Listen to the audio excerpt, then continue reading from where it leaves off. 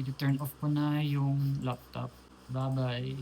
Ay, mag-e-empake na din ako mamaya kasi babalik ako ng Manila para ibalik ko tong laptop. Nakakahiya kasi grabe yun. Palisin naman na ako, hindi naman nila ako kilala. Okay, 7:30 PM. It's time to go to Manila para ibalik ko na yung mga gamit ko, mga assets ko, mga laptop, mga monitor na binigyan ng company. Kapatid ka ako kay Bunso. Yung mga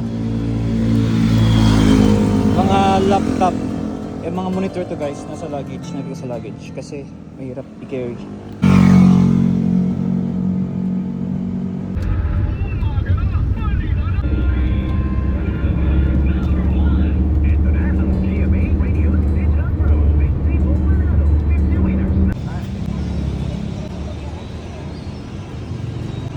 Okay guys, bye bye Optum, bye bye thank you for being my company for the last 3 years. I've learned a lot, lalo na sa mga inpatient cases sa US. Marami akong natutunan. And ito guys ang aking mga pinaglagyan ko ng monitors. Ibabalik ko din, iuwi ko yung luggage. Bye bye Optum, till we meet again. And guys, so pauwi na tayo. We're leaving Optum na after 3 years. Bye bye.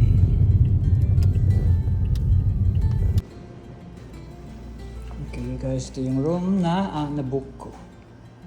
Ayan, mura lang to eh. Ano to? CR, bathroom.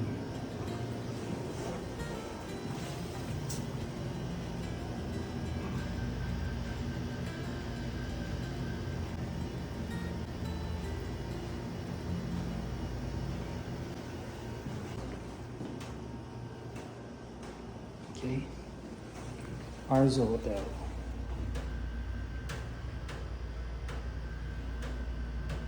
Mga kakwentuhan, andito na ako ngayon sa Arzo Hotel dito sa Makati. Nabook ko lang siya sa Agoda kasi siya yung pinakamura na nakita ko. And naibalik ko na kanina yung gamit ko sa Opto. So, story time.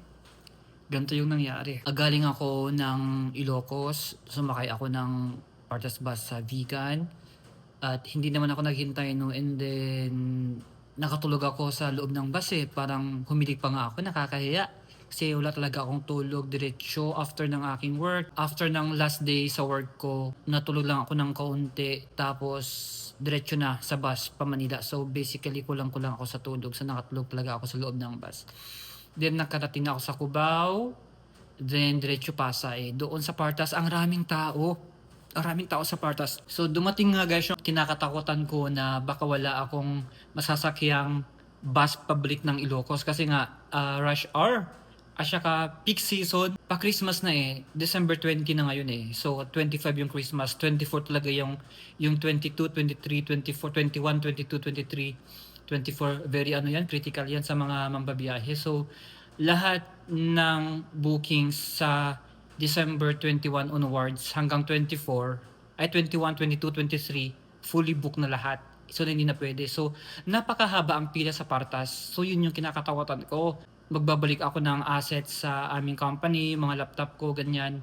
And then yung mga monitors ko. Tapos doon sa Partas, feel ko mahihirapan akong umuwi. Pero nagtanong-tanong ako sa mga tao doon na pwede daw mag-walk-in, kukuha ka daw ng stub, at saka pipila ka. Pipila ka daw and hopefully hindi ako mahirapan sa pila. Kasi priority nila yung mga nakabook eh. So pipila na lang ako on 22 pa sa Monday pa. Ano pa? Itong braces ko, gusto ko na siyang ipatanggal guys. Ipatanggal ko siya dito sa dentist ko sa Cubao. Pero sana open sila. Ang problema ko, if open ba sila o hindi. Yun ang problema ko talaga. Now, ang susunod ay pumunta na pala ako doon sa Optum, doon sa company namin. So nabalik ko na yung laptop ko. So doon sa building, na-screenan muna ako, nabigyan ako ng visitor ID, tapos may fill upan ako, then pumunta ako sa third floor kasi doon yung IT. Now, nakakahiya guys, nakakahiya kasi alam niyo yung yung laptop bag ko, naka-imbak lang siya sa aparador ko. And yung aparador ko kasi na yun, hindi ko na siya ginagamit kasi naka-absorb siya ng moist. Hindi ko siya in-expect na porous pala yung wood niya. So, nag-absorb siya ng moisture. And what happened is that, meron siyang, ano bang tawag sa Tagalog yun? Sa Ilocano kasi yung tawag namin doon is buo. Buo. Ano ba kasing Tagalog nun? Molds. Molds yun sa English. So, pabalik-balik siya. Ang problema ko talaga yun. Nag-a-attract siya ng moisture dahil yung quality ng wood niya pangit yung nabili ko. So, hindi ko na siya ginagamit. Naka-impact doon yung mga gamit ko. So, kapag umuulan, na-absorb yung water. Tapos nagko-condense siya sa loob, hindi siya nagsisirculate, hindi ko alam kung anong meron. Pero anyway, pina-revise ko yung plan sa architect. So, hopefully mabigyan na lang paraan yun. Nakakahiya kasi grabe yun. Ang raming molds ng bag ko. Yung tauhan doon sa IT room, talagang umubo siya. Kakaya talaga. Tapos binuksan ko, tapos yung isa kong monitor na hindi ko talaga ginagamit yung mga monitor na binigay sa akin ng company namin. Ang bulky kasi, mabigat siya. So meron naman akong sariling komportable na monitor, dual pa siya na very handy. So para lang siyang book, i-fold mo siya, i-open mo siya, ganun. Yung sa company kasi namin, napaka-bulky. Dalawa yung binigay nila sa aking monitor. Yung isa nagamit ko siya pero saglit lang. Pero yung isa, never kong binuksan. So nung binuksan ng IT talagang ano siya, balot pa siya ng cartoon. So yun, nag-ubo talaga yung isang babae doon, nahiya ako. Pero sabi ko naman, pa-resign naman na ako. Hindi naman nila ako kilala. Although alam naman nila yung pangalan ko pero who cares, di ba? Nag-grab ako pa uwi. Tapos Mario yung pangalan ng grab driver. Napaka-articulate naman niya. Magaling siya makipag-usap. So, pinag-usapan namin buhay-buhay, pinag-usapan namin yung hirap ng buhay sa Pilipinas. Usually, ganyan naman yung mga grab drivers na nakakausap ko, mga taxi drivers. Mahilig ako makipag-usap sa kanila, guys. And then, sabi niya, may usapan kami that led me to saying my job na I'm a USRN sa Optum, sa company na yun. And karamihan sa amin doon ay naghihintay lang ng petition namin habang nag-work kasi halos lahat ng mga workmates ko doon sa account namin, mga USRN, ay may petition na kasi USRN kasi kami lahat. Kaya naghihintay lang kami ng petition sa US. Then afterwards, magre-resign na. Ganun kasi yung kalakaran talaga doon. Habang naghihintay kami sa petition, nag-work muna kami doon. Ang account na yun, kailangan kasi talaga nila USRN. And of course, if you are a USRN, why settle in the Philippines? I mean, hindi ko naman sinasabi na lahat magsasucceed sa US at dapat lahat pumunta sa US, pero hindi naman natin may pagkakaila na mas maganda talaga yung opportunity sa US para maging nurse. Pero although marami din akong kaworkan, guys, na ayaw nilang mag-abroad, happy sila doon sa ganong setup, digital nurse, soft nursing, sa laptop lang. Minsan work from home, sa bahay lang.